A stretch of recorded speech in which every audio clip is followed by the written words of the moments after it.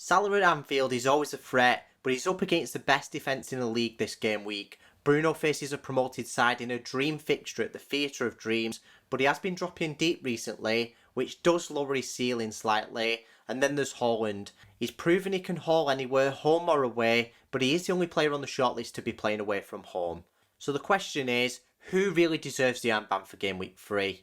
Let's analyse the data to find out. Straight off the bat, Haaland's got the best stats so far. He's got the most goals per 90 minutes. Then when you combine the goal and assist points together, he has got the best per 90 minutes, but he's only just ahead of Salah. Salah gets the additional point for every goal scored, but Haaland's are weighted more towards goals, which you do get more points than you do for an assist. Plus he played less than 90 minutes in his first match, and this is based on per 90 minutes.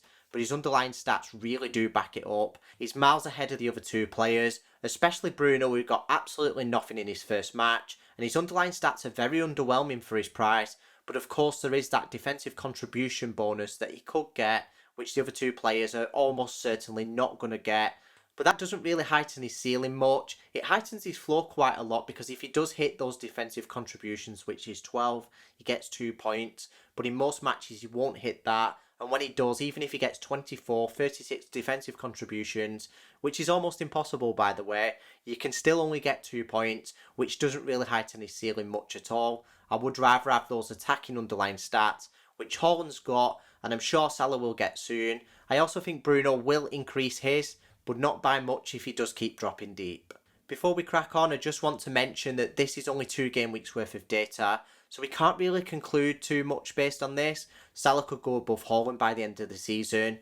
Bruno could start playing further up the pitch and start competing with these two players like he used to. Plus there's no saying that Haaland can't top the leaderboards from now till the end of the season. You just never know. Whilst United's talisman does have the least promising underlying stats, he redeemed himself a little bit on the set pieces. He is a set piece specialist for United. He's on direct free kicks, indirect free kicks and corners. He's practically on penalty duties as well.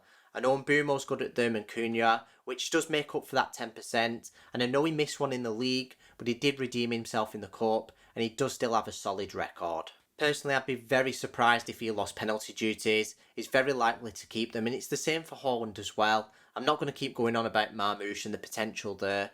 Not much is 100% in life. He is nearly 100% on penalty duties, but one thing that is 100% in life is that Salah's nailed on them for Liverpool. There is an off chance that Salah or Haaland could take a direct free kick. It does depend who's on the pitch, but they are low in the pecking order.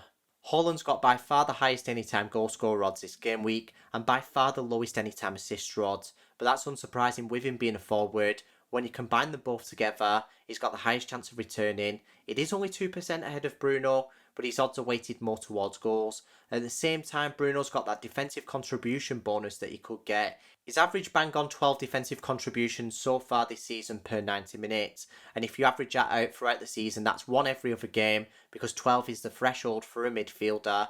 So if you consider that as a return, then obviously that means that he's got the highest chance of returning, but that is only 2 points. You can get multiple goals, which Haaland's fully capable of, and you can get multiple assists as well. Salah's slightly ahead of Bruno on the anytime goal scorer odds, but it's not enough to compensate for the difference in the anytime assist odds or having the lowest chance of returning, so he's got the least promising odds on the shortlist. Bruno's got the highest points projection this game week on FPL Review with 7. He's a full point ahead of Haaland, but then on Fantasy Football Fix, it's in reverse. Haaland's nearly a full point ahead of Bruno. In fact, Bruno's the lowest on their data model, whilst he's still the highest on FPL Review. Salah's in the middle ground on both data models. If you average out his points projections on both of them, he's only on 5.55, Haaland's on 5.8, and Bruno's just about got the best with 5.85. It might seem surprising when Salah's got underwhelming points projections and odds in any given game week, but it's unsurprising when you consider the opponent.